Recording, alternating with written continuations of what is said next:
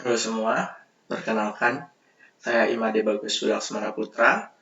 Saya akan mencoba untuk menjelaskan bagaimana kita melakukan pain management.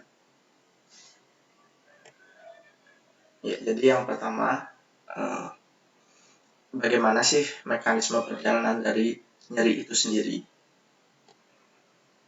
Nah, dari definisi nyeri terlebih dahulu, nyeri merupakan pengalaman sensoris dan emosional. Jadi terdapat pengalaman sensoris dan juga pengalaman emosional yang tidak menyenangkan yang terkait dengan kerusakan jaringan aktual atau potensial atau pengalaman yang dapat menggambarkan kerusakan tersebut.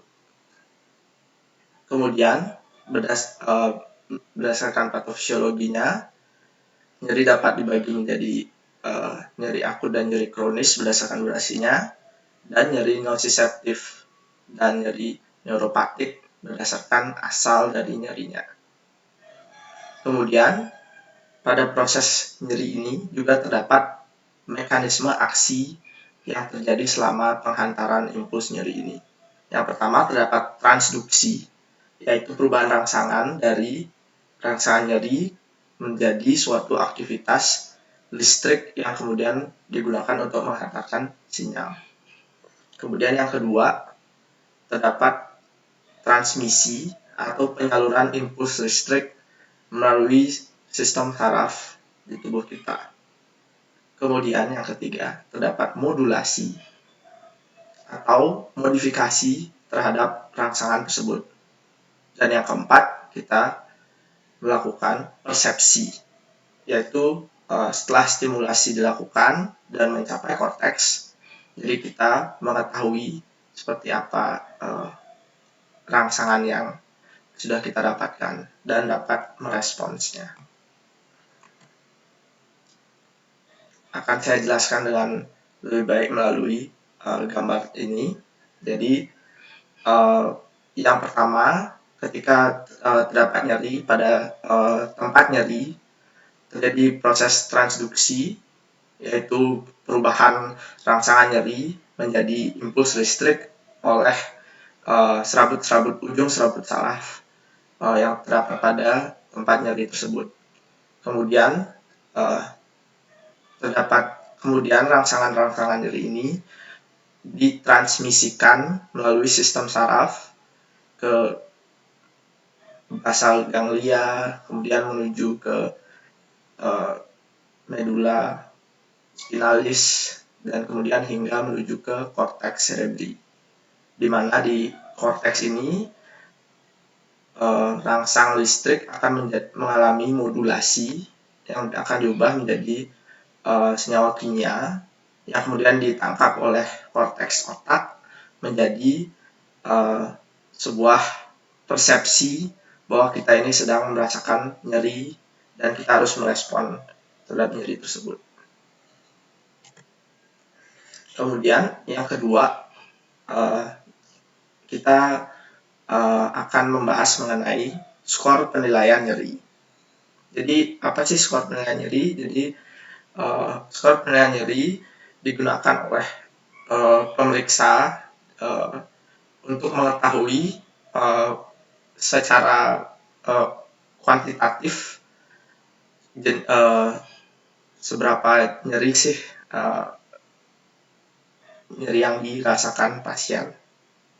Jadi yang akan kita bahas terdapat 5 skor nyeri yang bisa kita gunakan. Yang pertama adalah Visual Analog Scale atau VAS. Yang kedua adalah Numeric Rating Scale atau NRS. Yang ketiga adalah Wong-Baker Pain Rating Scale atau WBPS.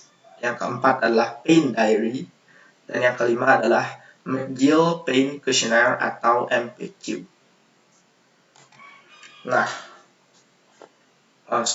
skor penilaian yang pertama ialah Visual Analog Scale. Jadi VAS ini menilai kuantitas nyeri pasien berdasarkan nyeri yang sudah pernah dirasakan oleh pasien sebelumnya. Apakah ini nyeri yang terburuk yang pernah dialami, ataukah ini nyeri yang sedang-sedang saja yang pernah dialami, atau ini merupakan nyeri yang ringan dibandingkan nyeri-nyeri yang sudah pernah dialami. Jadi untuk kelebihannya, penggunaan FAST ini cukup mudah dan sederhana. Jadi hanya menanyakan kondisi nyeri pasien berdasarkan pengalaman yang sudah dilakukan. Kemudian cocok untuk memeriksa nyeri akut karena prosesnya yang cukup cepat. Kemudian skala juga biasa digunakan dalam evaluasi untuk pemberian analgetik. Jadi setelah kita berikan analgetik, kita langsung dapat menanyakan pada pasien dengan FAST ini.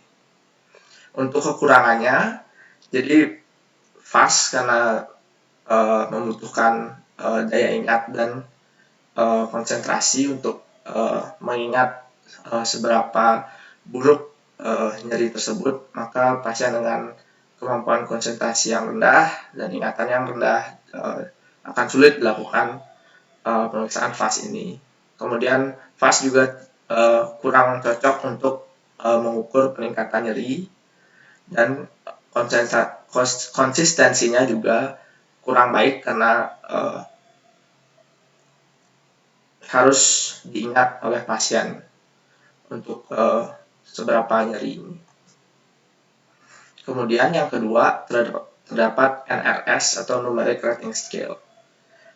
Jadi Numeric Rating Scale ini menggunakan poin-poin skor penilaian yang menjelaskan, dan yang tiap poin tersebut menjelaskan seberapa nyeri dari nyeri pasien tersebut, dan pasien diminta untuk menunjuk yang mana poin atau kondisi yang tepat untuk menggambarkan nyeri pasien.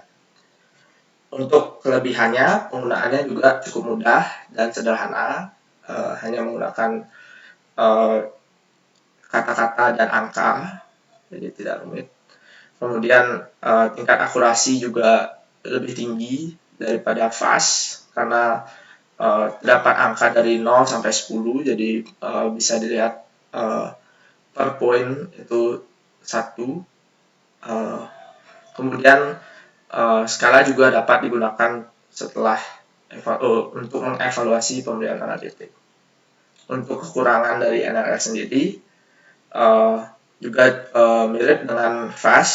Jadi apabila pasien memiliki kemampuan kognitif yang rendah, dan juga karena NRS ini juga menggunakan kata-kata per poinnya, jadi pilihan katanya terkadang sulit dimengerti oleh pasien, sehingga membuat pasien lebih sulit untuk menerjemahkan nyerinya. Kemudian yang ketiga, terdapat Wong-Baker Pain Rating Scale atau WBPS. Jadi WBPS ini menggunakan wajah, jadi wajah suatu orang yang diberikan rasa sakit. Jadi terdapat 6 buah wajah yang menggambarkan rasa sakit, dan pasien disuruh untuk menunjuk wajah yang mana yang kira-kira mewakili perasaan atau kondisi nyeri dari pasien. Untuk kelebihannya, jadi WBPS ini dapat digunakan pada pasien dewasa dan anak yang sulit menggambarkan nyerinya dengan intensitas atau angka.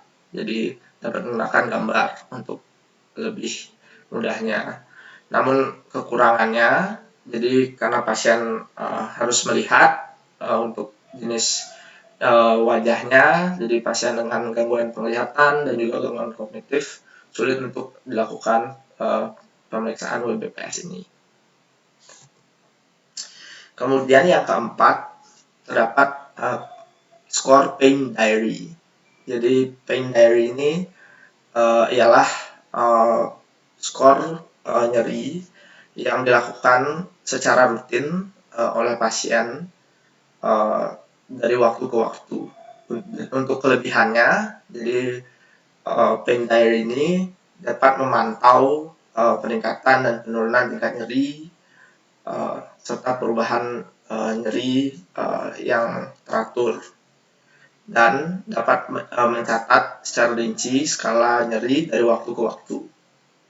Kemudian untuk kekurangannya, karena diisi secara terus-menerus, maka pasien juga harus sabar dan mau untuk melakukan tes ini terus-menerus, dan reliabilitasnya juga bergantung pada kejujuran pasien. Kemudian yang kelima, terdapat McGill Pain Questionnaire atau MPQ. Jadi McGill Pain Questionnaire ini berisi kuesioner mengenai jenis-jenis nyeri yang dirasakan pasien, bagaimana intensitasnya, bagaimana seberapa parah, dan bagaimana kriteria karakteristiknya yang dihadapi. Jadi kelebihannya, MPQ ini dapat mengukur intensitas dan efektif dari nyeri tersebut, cocok untuk nyeri yang sudah lama atau kronis, dan sensitif atau bagus dalam mengukur perubahan nyeri sehabis terapi. Untuk kekurangannya, McGill ini hanya dapat menguji nyeri neuropatik dan tidak memiliki komponen untuk penilaian nyeri non-neuropatik. Kemudian kita akan membahas mengenai klasifikasi nyeri. Jadi kita akan membahas 3 klasifikasi nyeri di sini, yaitu nyeri somatik, nyeri visceral, dan nyeri alih.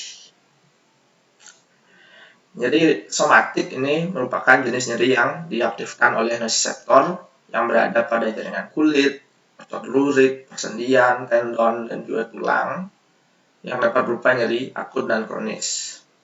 Pada kasus nyeri somatik kulit misalnya, berada pada kasus luka pada kulit yang dirasakan tajam atau terbakar dengan terlokalisasi dengan baik. Sedangkan pada kasus nyeri somatik yang pada jaringan yang lebih dalam seperti persendian, tendon, atau tulang, nyeri digambarkan lebih berdenyut dan kurang terlokalisir. Nah, salah satu contohnya adalah nyeri pada saat cedera pada lutut misalnya, atau setelah terjatuh dari olahraga, nyeri pada kulit yang luka misalnya, dan sebagainya. Kemudian yang kedua adalah nyeri visceral. Jadi nyeri visceral merupakan jenis nyeri yang timbul pada jaringan viscera dan struktur somatik yang terdapat pada bagian organ dalam, misalnya pada nyeri saluran pencernaan. Nyeri visceral ini dapat menjalar dan mengarah pada bagian luar yang bukan merupakan organ penyebab nyerinya. Namun biasanya dermatum yang di penjalarannya merupakan dermatum yang sama dari asal nyeri. Sifat dari nyeri visceral ini biasa dirasakan seperti kontraksi ritmis dari otot polos. Kemudian nyeri visceral juga tidak terlokalisasi secara jelas dan dibawa dari struktur dalam ke medula spinalis. Untuk contohnya merupakan nyeri saluran pencernaan yang tidak dapat dirasakan dengan jelas. Kemudian yang ketiga, terdapat nyeri alih. Jadi nyeri alih merupakan jenis nyeri yang timbul pada suatu lokasi yang bukan merupakan tempat utama di mana rangsangan nyeri utama itu terjadi. Jadi contoh pada kasus nyeri alih ini merupakan nyeri yang diturunkan ke leher, bahu, punggung, lengan setelah terjadinya proses infark miokard. Nyeri alih ini disebabkan akibat nyeri sensorik visceral mengikuti serat simpatik dan kembali ke akar ganglia dorsal dari sumsum tulang belakang, menyebabkan sistem saraf pusat menafsirkan rasa sakit yang timbul di daerah perifer tubuh dan bukan dari daerah visceral. Kemudian jenis-jenis dari nyeri alih ini seperti kita dapat lihat di gambar, nyeri pada paru-paru dapat menjalar ke bahu dan leher, nyeri pada jantung dapat menjalar ke bagian lengan, nyeri pada liver dapat juga menjalar ke bahu dan leher, dan sebagainya. Kemudian untuk tata laksana dari nyeri. Mengapa kita melakukan tata laksana pada nyeri? Mengapa tidak dibiarkan saja? Yang pertama, untuk mengurangi intensitas dan durasi keluhan nyeri. Kemudian yang kedua, menurunkan kemungkinan berubahnya nyeri akut menjadi nyeri kronis yang persisten. Kemudian yang ketiga, mengurangi penderitaan dan disabilitas akibat nyeri. Kemudian yang keempat, meminimalkan reaksi tidak diinginkan atau intoleransi terhadap nyeri. Yang kelima, meningkatkan quality of life pasien serta meningkatkan kemampuan pasien untuk menjalankan aktivitas sehari-hari. Jadi untuk prinsip penanganan nyeri akut terbagi menjadi 3 bagian, yaitu nyeri mild, moderate, dan severe. Untuk penanganan nyeri mild atau nyeri ringan dapat menggunakan acetaminophen atau paracetamol, Coxib, NSAID, dan atau lokal atau regional anestesi. Kemudian pada nyeri yang moderate atau sedang dapat digunakan paracetamol juga, Coxib, NSAID, lokal regional anestesi, dan dapat ditambah dengan low dose opioids, jadi opioid dengan dosis rendah. Kemudian yang ketiga, untuk severe pain atau nyeri yang berat, nyeri yang sangat hebat, itu dapat digunakan paracetamol, Coxib, NSAID, dan lokal regional anestesi ditambah dengan high dose opioids, jadi opioid dengan dosis tinggi. Kemudian untuk WHO step ladder dapat kita lihat seperti penjelasan sebelumnya. Step 1, non-opioid dan adjuvan. Jadi non-opioid tersebut bisa digunakan paracetamol, Coxib, maupun NSAID ditambah adjuvan. Adjuvan ini merupakan pengobatan tambahan seperti lokal terapi pain, kemudian antikonvulsan, kemudian psikoterapi, kemudian perawatan lainnya yang merupakan perawatan tambahan. Kemudian untuk step 2 itu mild opioid atau opioid dosis rendah ditambah non-opioid atau dan ditambah adjuvan. Kemudian untuk step 3 itu menggunakan strong opioid atau opioid dosis tinggi ditambah non-opioid dan adjuvan. Kemudian untuk pelaksanaan nyeri neuropatik biasanya tidak berespon terhadap pengobatan NSAID dan analgesik opioid. Jadi untuk terapi utamanya bisa menggunakan tricyclic antidepresan atau TCA, antikonvulsan, dan sistemik lokal anestesi.